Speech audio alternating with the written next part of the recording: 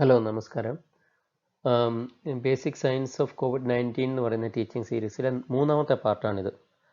ഈ പാർട്ടിൽ നമ്മൾ മെയിനായിട്ട് ഫോക്കസ് ചെയ്യുന്നത് ഈ പാർട്ട് 3യിൽ സയൻസ് ഓഫ് കോവിഡ്-19 ടെസ്റ്റിംഗ് ആണ്. അതായത് നമ്മൾ കോവിഡ്-19 വേണ്ടി നടത്തുന്ന ടെസ്റ്റുകളുടെ സയൻസ് എന്നാണ് എന്നുള്ള കാര്യമാണ് ഇതിൽ നമ്മൾ ഡിസ്കസ് ചെയ്യുന്നത്.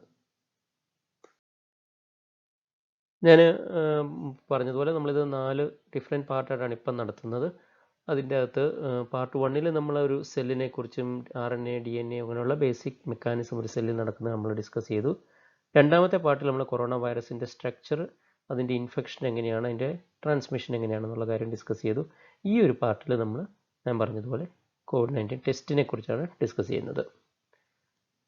ഇപ്പോൾ ഞാൻ എല്ലാ ഇതിലും പറയാറുള്ളത് പോലെ ഇതിനു വേണ്ടി പല റെഫറൻസുകൾ നമ്മൾ യൂസ് ചെയ്തിട്ടുണ്ട്. പല സൈറ്റുകളിൽ നിന്നുള്ള റെഫറൻസുകൾ യൂസ് ചെയ്തിട്ടുണ്ട്. അതാണ് നമ്മൾ ഇവിടെ നമ്മൾ സൈറ്റ് ചെയ്തിരിക്കുന്നത്. ആദ്യം നമ്മൾ ഡിസ്കസ് ചെയ്യുന്നത് IgG, IgM സിറോളജിക്കൽ ടെസ്റ്റാണ്. അതായത് ഈ ടെസ്റ്റ് ബേസ് ചെയ്തിരിക്കുന്നത് നമ്മുടെ ശരീരത്തിൻ്റെ ഇമ്മ്യൂണിറ്റിനെയാണ് ബേസ് ചെയ്തിരിക്കുന്നത്. അതായത് നമ്മളുടെ ശരീരത്തിൽ ഒരു വൈറസ് വന്നു കഴിയുമ്പോൾ നമ്മുടെ ശരീരം തന്നെ അതിനെ പ്രതിരോധിക്കാൻ വേണ്ടി കുറച്ച് ഇമ്മ്യൂണിറ്റി റിലേറ്റഡ് ആയിട്ടുള്ള ആൻറ്റിബോഡീസ് നമ്മൾ പ്രൊഡ്യൂസ് ചെയ്യും. അത് ഏത് വൈറസാണോ അതിനെ ഡിപ്പെൻഡ് ചെയ്തിട്ടുള്ള ആൻറ്റിബോഡീസ് നമ്മൾ പ്രൊഡ്യൂസ് ചെയ്യും. ഈ ആൻറ്റിബോഡിയുടെ പ്രസൻസ് അതായത് നമ്മുടെ ശരീരത്തിലുണ്ടോ ഇല്ലയോ എന്നുള്ള ടെസ്റ്റാണ് നമ്മൾ ഈ സിറോളജിക്കൽ ടെസ്റ്റ് അല്ലെങ്കിൽ IgG, IgM ടെസ്റ്റിൽ നമ്മൾ ചെയ്യുന്നത്. ഇപ്പോൾ ഒരു വ്യക്തിയുടെ ശരീരത്തിൽ വൈറസ് വന്നു എന്ന് കരുതുക. അപ്പോൾ എന്താ ചെയ്യുന്നത്? നമ്മുടെ ശരീരത്തിൽ ചില ഫസ്റ്റ് റെസ്പോണ്ടേഴ്സ് ഉണ്ട്. അവരാണ് നമ്മൾ പറയുന്നത് IgM. അതായത് ഇവരാണ് ആദ്യം നമ്മുടെ റെസ്പോൺസ് ഉണ്ടായി നമ്മുടെ ഇതിനെ പ്രിവെൻറ്റ് ചെയ്യാൻ വേണ്ടിയിട്ട് വരുന്ന ആൻറ്റിബോഡീസ്. അവർ ഒരു വൈറസ് വന്നെന്ന് അറിയുമ്പോഴത്തേക്കും നമ്മുടെ ശരീരം ഉടൻ തന്നെ IgM പ്രൊഡ്യൂസ് ചെയ്യും. കുറച്ച് കഴിഞ്ഞ് കഴിയുമ്പോൾ, ചിലപ്പം വീക്സ് ആയിരിക്കും, ചിലപ്പോൾ കുറേ ദിവസങ്ങൾ കഴിഞ്ഞ് കഴിയുമ്പോഴാണ് നമ്മളുടെ ശരീരത്തിൽ IgG വരുന്നത്.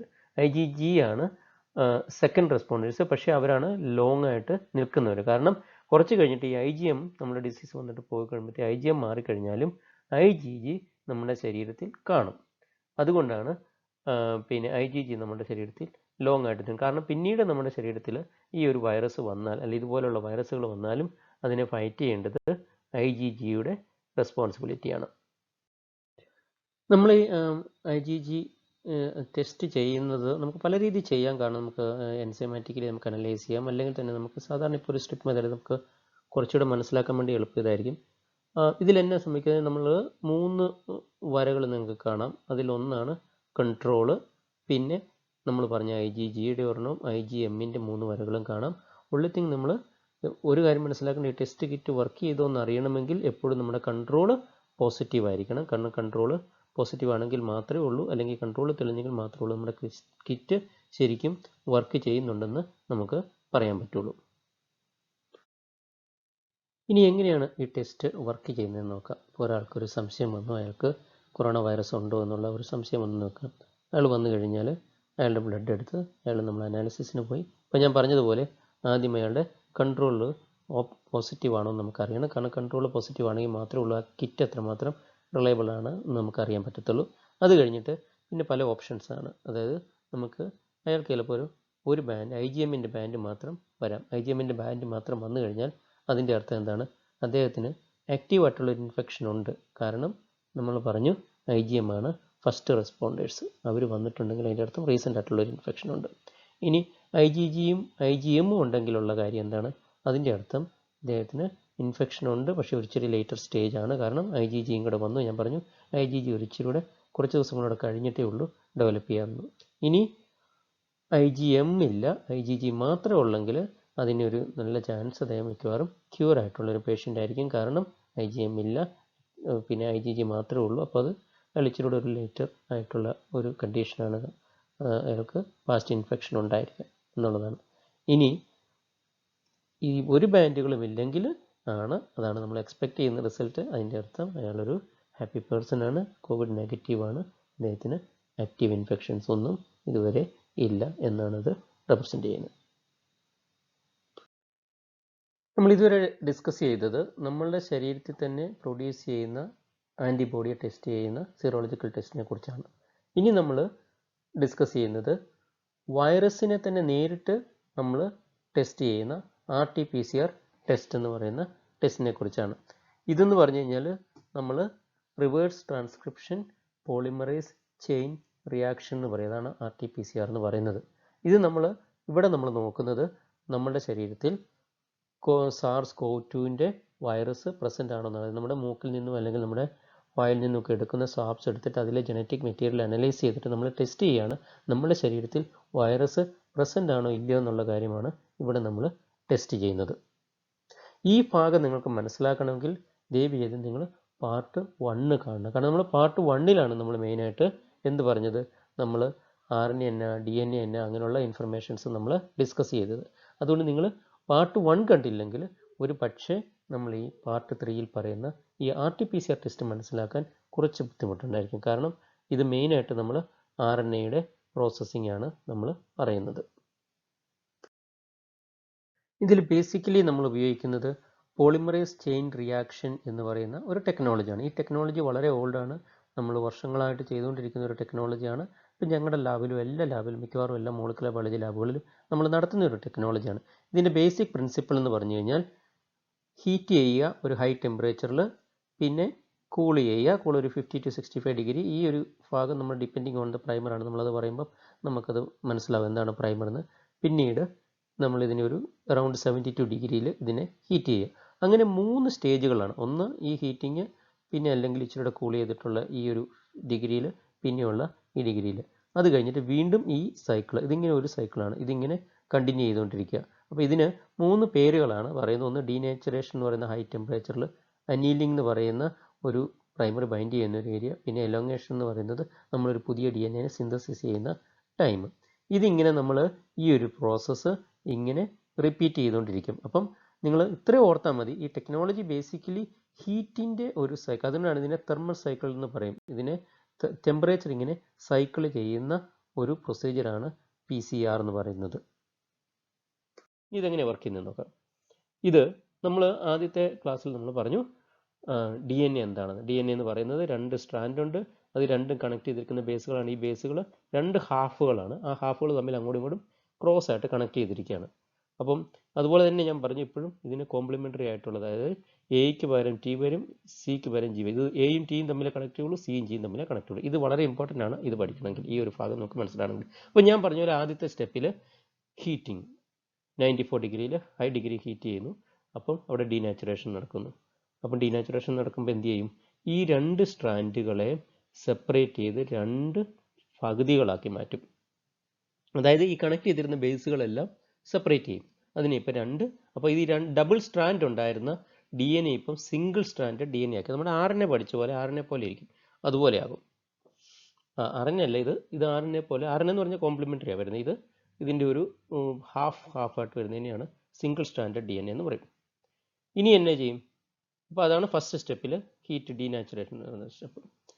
അടുത്ത തന്നെ സ്റ്റെപ്പ് എന്ന് പറഞ്ഞു കഴിഞ്ഞാൽ ഈ ഓരോ ഡബിൾ സ്ട്രാൻഡിലും എന്ത് ചെയ്യും, ഈ ഒരു സ്റ്റെപ്പാണ് വളരെ ക്രിട്ടിക്കൽ. ഈ ഒരു സ്റ്റെപ്പിലാണ് ടെസ്റ്റിങ്ങിൻ്റെ പ്രിൻസിപ്പിൾ ഇരിക്കുന്നത്. കാരണം ഇവിടെ നമ്മൾ എന്ത് ചെയ്യും, ഈ 50 to 65, അതായത് ഇതിനെ ആശ്രയിച്ചിരിക്കും ഈ ടെമ്പറേച്ചർ, ഇച്ചിരി മാറും ഡിപ്പെൻഡിങ് ഉണ്ട്. നമ്മൾ അത് പറഞ്ഞിട്ട് കോംപ്ലിക്കേറ്റ്, ഞാൻ അങ്ങോട്ട് പോകുന്നില്ല.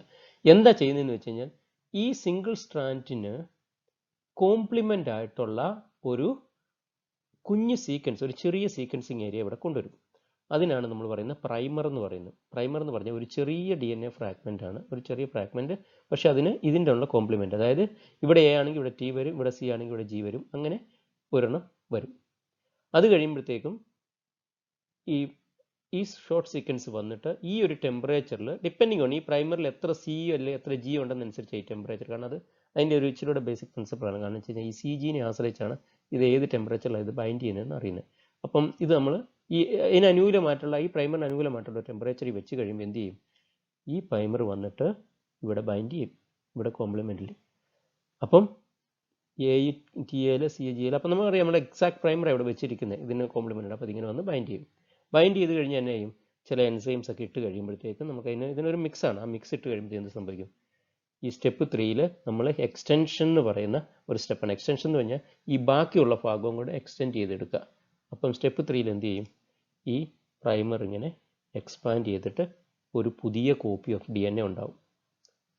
അപ്പം നമ്മൾ പറഞ്ഞു ആദ്യം എന്നായിരുന്നു ചെയ്തത്, ആദ്യം ഒരു DNA ആയിരുന്നു, അതിനെ സെപ്പറേറ്റ് ചെയ്ത് രണ്ടെണ്ണമാക്കി. അപ്പോൾ ഈ രണ്ടെണ്ണത്തിലും പ്രൈമർ വെച്ച് കഴിയുമ്പോഴത്തേക്ക് എന്നെയും നമ്മുടെ മൂന്നാമത്തെ എക്സ്റ്റൻഷൻ സ്റ്റെപ്പിൽ നമുക്ക് ബേസിക്കലി ഒരു DNA കോപ്പിയിൽ നിന്ന് ബേസിക്കലി 2 DNA കോപ്പി കിട്ടി. കാരണം നമ്മൾക്ക് ആദ്യത്തെ DNA സെപ്പറേറ്റ് ചെയ്തപ്പോൾ 2 സിംഗിൾ സ്ട്രാൻഡ് കിട്ടി. ആ 2 സിംഗിൾ സ്ട്രാൻഡിനെ എക്സ്റ്റെൻഡ് ചെയ്തപ്പം 2 DNAയുടെ കോപ്പി കിട്ടി. അടുത്ത സ്റ്റെപ്പിൽ തന്നെ ഇതിനെ ആ രണ്ടെണ്ണത്തെയും ഈ ഫസ്റ്റ് സ്റ്റെപ്പിലേക്ക് പോകും. അവിടെ ചെന്ന് കഴിയുമ്പോൾ എന്നെയും വീണ്ടും ഇതിനെ സെപ്പറേറ്റ് സിംഗിൾ സ്ട്രാൻഡ് ആക്കി മാറ്റും. സിംഗിൾ സ്ട്രാൻഡ് ആക്കി മാറ്റുമ്പോൾ എന്നെയും നമുക്ക് 4 സിംഗിൾ സ്ട്രാൻഡ് കിട്ടി. ഈ 4 സിംഗിൾ സ്ട്രാൻഡ് നമ്മൾ വീണ്ടും പ്രൈമർ വെക്കുമ്പോൾ നമുക്ക് എന്നെയും 4 ഡബിൾ സ്ട്രാൻഡ് കിട്ടും. ഇനി ആ 4 ഡബിൾ സ്ട്രാൻഡ് നമ്മൾ ഹീറ്റ് ചെയ്യും. 4 ഡബിൾ സ്ട്രാൻഡിനെ ഹീറ്റ് ചെയ്ത് കഴിയുമ്പോൾ എന്നെയും നമുക്ക് 8 സിംഗിൾ സ്ട്രാൻഡ് കിട്ടും. ഇങ്ങനെയാണ് ഇതിനെ ഡെവലപ്പ് ചെയ്തുകൊണ്ട് പോകുന്നത്. ഇതിനാണ് പോളിമറൈസ് ചെയ്യുക. അതിനെ നമ്മൾ പറയുന്നത് തെർമൽ സൈക്കിൾ അല്ലെങ്കിൽ പോളിമറൈസ് ചെയിൻ റിയാക്ഷൻ. നമ്മൾ ടെമ്പറേച്ചർ ഇങ്ങനെ സൈക്കിൾ ചെയ്തുകൊണ്ടിരിക്കുകയാണ്. ഇനി ഇങ്ങനെ പോയി കഴിഞ്ഞ് ഒരു 30-40 സൈക്കിൾ ഇങ്ങനെ ഈ ടെമ്പറേച്ചർ കൂട്ടുകയും കുറയ്ക്കുകയും ചെയ്ത് ഇങ്ങനെ ഓരോരോ ഡബിൾ കോപ്പി ആയിട്ട് പോകുമ്പോൾ നമ്മളൊരു ചെറിയൊരു DNAയിൽ തുടങ്ങിക്കഴിഞ്ഞു കഴിഞ്ഞാൽ നമുക്ക് ഇതിൻ്റെ അകത്തുനിന്ന് മില്യൺസ് ഓഫ് കോപ്പീസ് ഉണ്ടാക്കാൻ പറ്റും. കാരണം ഞാൻ പറയാം, ഓരോ സ്റ്റെപ്പിലും അത് ഡബിൾ ആയിക്കൊണ്ട് പിന്നെ ഡബിൾ ആയിക്കൊണ്ട് ഇങ്ങനെ പൊയ്ക്കൊണ്ടിരിക്കുകയാണ്. അങ്ങനെ കുറച്ച് കഴിയുമ്പോഴത്തേക്കും നമുക്ക് ഈ DNAയുടെ മില്യൺസ് ഓഫ് കോപ്പീസ് നമുക്ക് ഉണ്ടാക്കാൻ പറ്റും. എന്നിട്ട് വേണം നമുക്ക് അതിൻ്റെ അകത്ത് ഒത്തിരി ഇൻവെസ്റ്റിഗേഷൻ സ്റ്റഡീസൊക്കെ നടത്താൻ പറ്റുന്നത്. അതിനാണ് ഈ പറയുന്നത് polymerise chain reaction to generate millions of copies of a DNA. ഇനി ഈ RNAയുടെ നമ്മളുടെ RT-PCR ടെസ്റ്റിൽ ഒരു കാര്യം കൂടെ നിങ്ങൾ മനസ്സിലാക്കണം. അത് നിങ്ങൾ വീണ്ടും പിന്നെ സ്ലൈഡ്, അതായത് പാർട്ട് 1നെ ഒന്നുകൂടെ റിമൈൻഡ് ചെയ്യും. ഇവിടെ നമുക്ക് എന്നെയാണ്, ഇവിടെ നമ്മൾ ഈ വൈറസിൻ്റെ കാര്യത്തിൽ നമ്മൾ പാർട്ട് 2-ൽ പറഞ്ഞു ഈ വൈറസിൻ്റെ അകത്തുള്ളത് RNA ആണ്, DNA അല്ല. നമ്മുടെ ഈ COVID-19 വൈറസിൻ്റെ അകത്ത് RNA ആണ് ഇരിക്കുന്നത്, DNA അല്ല. അപ്പോൾ എന്ത് ചെയ്യണം, നമ്മൾ ഈ ടെസ്റ്റ് തുടങ്ങുന്നത് എവിടുന്ന RNA-ന്നായി ടെസ്റ്റ് തുടങ്ങുന്നത്. അപ്പോൾ നിങ്ങൾ ഫസ്റ്റ് പാർട്ടിൽ ഞാൻ പറഞ്ഞു ട്രാൻസ്ക്രിപ്ഷൻ എന്നാണ്, അതായത് ഒരു DNA-യിൽ നിന്ന് RNA ഉണ്ടാകുന്നതാണ് ട്രാൻസ്ക്രിപ്ഷൻ എന്ന് പറഞ്ഞു. ഞാൻ പറഞ്ഞു DNA-നെ RNA ആക്കി മാറ്റുന്നതാണ് ട്രാൻസ്ക്രിപ്ഷൻ എന്ന് പറയുന്നത്. ഇവിടെ നടക്കുന്നത് റിവേഴ്സ് ട്രാൻസ്ക്രിപ്ഷനാണ്. അതായത് ഒരു RNA-യിൽ നിന്ന് DNA ഉണ്ടാക്കുകയാണ്. അതിനുള്ള എൻസൈംസ് നമ്മുടെ കയ്യിലുണ്ട്. ആ DNA വെച്ചിട്ടാണ് ഇതിനെ ഉണ്ടാക്കുന്നത്. അപ്പോൾ എന്നെ ചെയ്യണേ, പക്ഷേ ഈ RT-PCR നമ്മൾ ഒരു പ്രൈമർ ഇടുന്നു. ഈ മുമ്പേ പറഞ്ഞ പോലെ പ്രൈമർ ഇടുന്നു. ഈ പ്രൈമർ വന്നിട്ട് ഇവിടെ വന്നിട്ട് ബൈൻഡ് ചെയ്ത് കഴിഞ്ഞിട്ട് ഇതിനെ സിന്തസൈസ് ചെയ്യും. സിന്തസൈസ് ചെയ്ത് കഴിയുമ്പോൾ ഈ ഒരു പ്രോസസ്സ്, അതായത് ഇവിടെ നമുക്ക് RNA-നെ കിട്ടിയത്, ഈ RNA-നെ നമ്മൾ സിന്തസൈസ് ചെയ്യുന്ന പ്രോസസ്സിനാണ് കോംപ്ലിമെൻ്ററി ആയിട്ടുള്ള DNA ഉണ്ടാക്കും. അതിനാണ് cDNA എന്ന് പറയും, കോംപ്ലിമെൻ്ററി DNA എന്ന് പറയും. ഇനി നമ്മൾ മുമ്പേ കാണിച്ച പ്രൊസീജിയർ തന്നെ, അതായത് ഇപ്പോൾ നമുക്ക് DNA കിട്ടി. ഇപ്പം നമുക്ക് ഒരൊറ്റ സ്റ്റെപ്പേ ഉള്ളൂ ഇവിടെ ആദ്യം വന്നുള്ളൂ. RT എന്ന് പറയുന്നൊരു സ്റ്റെപ്പ് വന്നു. RT എന്ന് പറഞ്ഞാൽ റിവേഴ്സ് ട്രാൻസ്ക്രിപ്ഷൻ. റിവേഴ്സ് ട്രാൻസ്ക്രിപ്ഷൻ എന്ന് പറഞ്ഞു കഴിഞ്ഞാൽ നമ്മൾ ട്രാൻസ്ക്രിപ്ഷൻ എന്ന് പറഞ്ഞാൽ DNA-യിൽ നിന്ന് RNA ഉണ്ടാകുന്നു. ഇവിടെ RNA-യിൽ നിന്ന് നമ്മൾ DNA ഉണ്ടാക്കി. കാരണം ഈ വൈറസിൻ്റെ അകത്തിരിക്കുന്നത് RNA ആണ്, DNA അല്ല. അതുകൊണ്ടാണ് ഇതിനെ റിവേഴ്സ് ട്രാൻസ്ക്രിപ്ഷൻ്റെ ആവശ്യം വന്നത്. അതുകൊണ്ടാണ് ഇതിനെ RT-PCR എന്ന് പറയുന്നത്. ഇനി നമ്മൾ DNA കിട്ടിക്കഴിഞ്ഞാൽ നമ്മൾ മുമ്പേ പറഞ്ഞ എക്സ്പ്ലനേഷൻ, അതായത് സെയിം ഹീറ്റിംഗ് ആൻഡ് കൂളിങ്ങിൽ വെച്ചിട്ട് നമ്മൾ മില്യൺസ് ഓഫ് കോപ്പീസ് ഓഫ് ഇതിൻ്റെ ഉണ്ടാക്കാം. ഇനി ടെസ്റ്റ് നടത്തുന്നത് എങ്ങനെയാണെന്ന് നോക്കാം. ഇവിടെ നമ്മൾ മെയിനായിട്ട് കാണുന്നത് എങ്ങനെയാണ് ഒരു RT-PCR ടെസ്റ്റ്, അല്ലെങ്കിൽ എങ്ങനെയാണ് ഒരു RNA നമുക്ക് പോസിറ്റീവാണോ നെഗറ്റീവാണോ എന്ന് അറിയാൻ പറ്റുന്നത്. ഇതാണ് ഇപ്പം ഞാനൊരു കുറച്ച് ഭാഗത്തെ സീക്വൻസ് ഞാൻ എഴുതി വെച്ചിരിക്കുന്നത് നിങ്ങൾക്കൊന്ന് മനസ്സിലാക്കാൻ വേണ്ടി. ഫോർ എക്സാമ്പിൾ, ഇതൊരു കൊറോണ വൈറസിൻ്റെ സീക്വൻസ് ആണെന്ന് നോക്കുക. ECA-CTA എന്ന് പറയുന്ന രീതിയിലാണ്. നമുക്ക് എന്ത് വേണമെങ്കിലും ആയിക്കോട്ടെ, നമ്മൾ അങ്ങനെ ഞാനിപ്പോൾ ഒരു എക്സാമ്പിളായിട്ട് എഴുതിയതാണ്. ഇത് കൊറോണ വൈറസിൻ്റെ അല്ലാത്തൊരു സീക്വൻസ് ആണെന്ന് നോക്കുക. അപ്പോൾ ഇവിടെ നമ്മൾ CA ഒക്കെ വന്നു, പക്ഷേ ഇവിടെ C വന്ന സമയത്ത് ഇവിടെ A ആണ് വന്നിരിക്കുന്നത്. കാരണം ഇത് കൊറോണ വൈറസിൻ്റെ സീക്വൻസ് അല്ല. ബാക്കിയുള്ളതെല്ലാം സെയിം ആണെന്ന് വെച്ചോളൂ, വ്യത്യാസമില്ല. എന്നാലും ഞാനിപ്പോൾ നിങ്ങളുടെ ഒരു പെട്ടെന്ന് മനസ്സിലാക്കാൻ വേണ്ടിയിട്ട് പറഞ്ഞു. ഇവിടെ C ആണ് വന്നത്, ഇവിടെ A ആണ് വന്നത്. അപ്പോൾ ഇവിടെ ഒരു ചേഞ്ച് ഇൻ സീക്വൻസ് ഉണ്ട്. ഇനി നമ്മൾ ഇതിൻ്റെ അത് ഒരു കാര്യം ഞാനത് ഒന്ന് ജസ്റ്റ് റിമൈൻഡ് ചെയ്യുകയാണ്. സാധാരണഗതിയിൽ RNA-യിൽ നമ്മൾ T അല്ല വരുന്നത്, U ആണ് വരുന്നത്. പക്ഷെ അത് രണ്ടും വളരെ സിമിലർ ആയതുകൊണ്ടാണ്. പക്ഷെ അത് cDNA ആയി കഴിയുമ്പോഴത്തേക്കും പിന്നെ നമ്മളത് വലിയ നിങ്ങളത് ഇത്രയും ഡീപ്പായിട്ട് പഠിക്കുന്നതുകൊണ്ടാണ് ഞാൻ അതിനെ പറയാത്തത്. T എന്നുള്ള രീതിയിൽ നമ്മൾ കൺസിഡർ ചെയ്താൽ മതി. നമ്മൾ RNA-യിൽ അത് എഴുതുമ്പോൾ U ആണ്, കാരണം ചെറിയൊരു വ്യത്യാസമുണ്ട് അതിൻ്റെ ഇതിൽ. ഇനി എന്ത് ചെയ്യണം, നമ്മൾ മുമ്പേ പറഞ്ഞ പോലത്തെ പ്രൈമർ വെക്കുകയാണെന്ന് വെച്ചാൽ, അപ്പോൾ പ്രൈമർ വെച്ചു.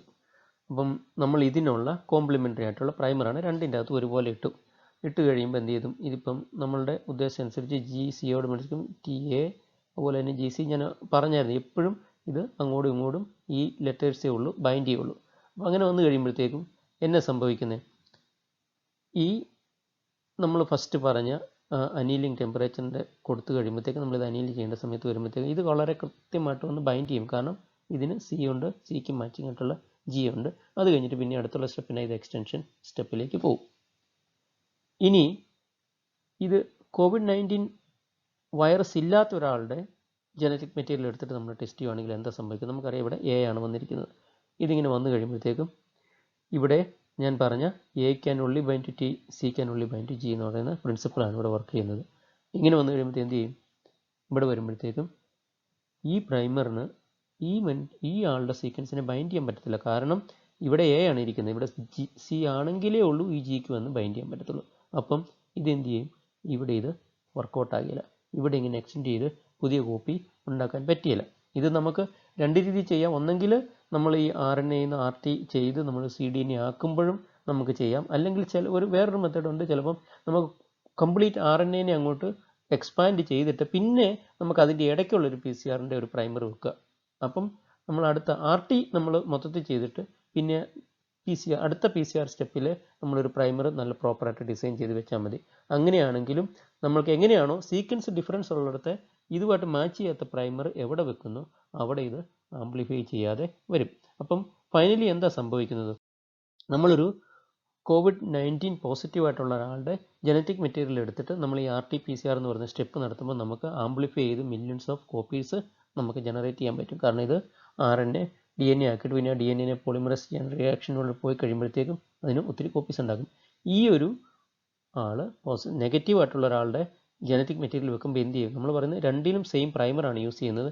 ഈ ആളുടെ സീക്വൻസിൽ അതിന് ബൈൻഡ് ചെയ്യാൻ പറ്റില്ല പ്രൈമറിന്. അങ്ങനെ വന്നു കഴിയുമ്പോഴത്തേക്കും ഇയാളുടെ RT-PCR നടത്തി കഴിയുമ്പോൾ അതിനൊരു ആംപ്ലിഫിക്കേഷനും ഉണ്ടാകുകയില്ല. അപ്പോൾ അതുകൊണ്ട് ഇയാൾക്ക് ജനറ്റിക്കലി COVID-19 വൈറസ് നെഗറ്റീവ് ആണെന്നുള്ള റിപ്പോർട്ട് കിട്ടും. ഇതാണ് RT-PCR ടെസ്റ്റ് എന്ന് പറയുന്നത്. ബേസിക്കലി നമ്മളുടെ ശരീരത്തിൽ നിന്ന് മൂക്കിൽ നിന്നൊക്കെ എടുക്കുന്ന ജനറ്റിക് മെറ്റീരിയലിനെ നമ്മൾ ആംപ്ലിഫൈ ചെയ്തിട്ട് നോക്കുകയാണ്, വൈറസ് പ്രസൻ്റ് ആണോ എന്ന് നമ്മൾ നോക്കുകയാണ്. ഇതിൻ്റെ അകത്തും ചിലപ്പോൾ നമ്മൾ എടുക്കുന്ന മെറ്റീരിയൽ കറക്റ്റ് അല്ലെങ്കിൽ നമുക്ക് ഫോൾസ് നെഗറ്റീവ് റിസൾട്ട് വരാം. കാരണം വെച്ച് കഴിഞ്ഞാൽ നമ്മളെടുത്ത സ്വാബിൻ്റെ അകത്ത് വൈറസ് ഇല്ലെങ്കിൽ അതിനുള്ള ചാൻസ് ഉണ്ട്.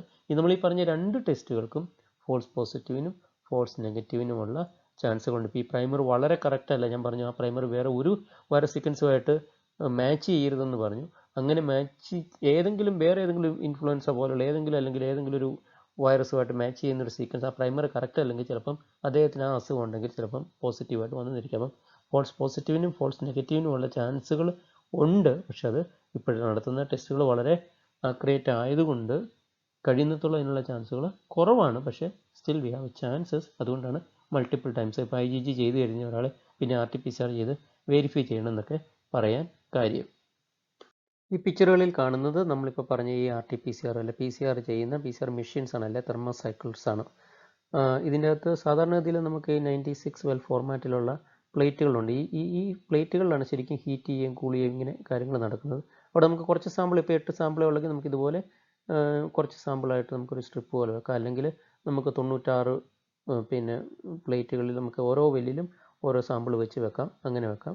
ഇനി അതിൻ്റെ വലിയ മോഡലുണ്ട്, 384 വെൽസ് ഒക്കെ ഉള്ള ഇപ്പം വലിയ മോഡലുകൾ ഇപ്പോൾ നമുക്ക് വരുന്നുണ്ട്. ഫാസ്റ്റായിട്ട് നമുക്കിത് എക്സ്പെരിമെൻറ്റ് ചെയ്യാൻ വേണ്ടിയിട്ട്. ഇതിൻ്റെ വോളിയൊക്കെ വളരെ കുറവാണ്. നമുക്ക് കണ്ടില്ലേ, ഇത്രയും 25 മൈക്രോലിറ്റർ ഒക്കെ ഉള്ളൂ ഇതിൻ്റെ വോളിയം വരുന്നത്. കാരണം നമ്മളിത് ജനറ്റിക് ടെസ്റ്റിംഗ് ആണ് നടത്തുന്നത്. അപ്പോൾ നമ്മളിവിടെ ഈ സെഷനിൽ നമ്മൾ മെയിനായിട്ട് പറഞ്ഞത് COVID-19 എങ്ങനെ നമുക്ക് ടെസ്റ്റ് ചെയ്യാമെന്നുള്ളതാണ്. നമ്മൾ സിറോളജിക്കൽ ടെസ്റ്റിനെ കുറിച്ച് പറഞ്ഞു, RT-PCR ടെസ്റ്റിനെ കുറിച്ച് പറഞ്ഞു. ഇനി അടുത്ത സെഷനിൽ നമ്മൾ സംസാരിക്കുന്നത് നമ്മളിതിനെ എങ്ങനെ മാനേജ് ചെയ്യും. അതിന് ഒന്നാമത്തെ ഓപ്ഷൻ നമ്മൾ പ്രിവെൻഷനുള്ള വാക്സിൻ, പിന്നെ നമ്മളുടെ ആ ഓരോ സ്റ്റേജിലും നമ്മൾ ഏതൊക്കെ തെറാപ്യൂട്ടിക്കൽ ടാർഗറ്റാണ് ഇതിന് ഉള്ളത്. കാരണം വെച്ച് കഴിഞ്ഞാൽ നമുക്കറിയാം നമ്മൾ പാർട്ട് 2-ൽ നമ്മളിതെങ്ങനെ ഇൻഫെക്റ്റ് ചെയ്യുന്നതെന്ന് പഠിച്ചു. അപ്പോൾ അതുകൊണ്ട് പാർട്ട് 2 കാണണം, നമ്മൾ അടുത്ത സെഷൻ കാണുന്നതിന് മുന്നേ കാണണം. എന്നാലേ ഉള്ളൂ നിങ്ങൾക്ക് ഈ തെറാപ്യൂട്ടിക്സ് ടാർഗറ്റ് എങ്ങനെയാണെന്നുള്ളത് മനസ്സിലാകുള്ളൂ. അതുപോലെ തന്നെ വാക്സിൻ എങ്ങനെയാണെന്ന് മനസ്സിലാക്കണമെങ്കിൽ നമ്മളിപ്പോൾ കണ്ട പാർട്ട് 3-ലാണ് നമ്മൾ IgGയെ കുറിച്ചൊക്കെ സംസാരിച്ചത്. അങ്ങനെ അതിന് നിങ്ങളെപ്പോഴും കാണുന്ന മാനേജ്മെൻറ്റ് എങ്ങനെയാണ്, ഈ 3 കാര്യങ്ങളാണ് അടുത്ത പ്രാവശ്യത്തെ സെഷനിൽ നമ്മൾ ഡിസ്കസ് ചെയ്യുന്നത്. ഞാൻ എപ്പോഴും പറയാറുള്ളത് പോലെ ഇതിനുവേണ്ടി ഹെൽപ്പ് ചെയ്യുന്ന എല്ലാ നല്ല മനസ്സുകളെയും നിങ്ങൾ സപ്പോർട്ട് ചെയ്യണം. അതിനു വേണ്ടിയിട്ട് നിങ്ങളെല്ലാവരും അവരുടെ ഫസ്റ്റ് റെസ്പോണ്ടേഴ്സിനെ ആണെങ്കിലും ഇതിന് പിന്നിൽ പ്രവർത്തിക്കുന്നതാണെങ്കിലും എല്ലാവരെയും നിങ്ങൾ എപ്പോഴും ഓർക്കുക.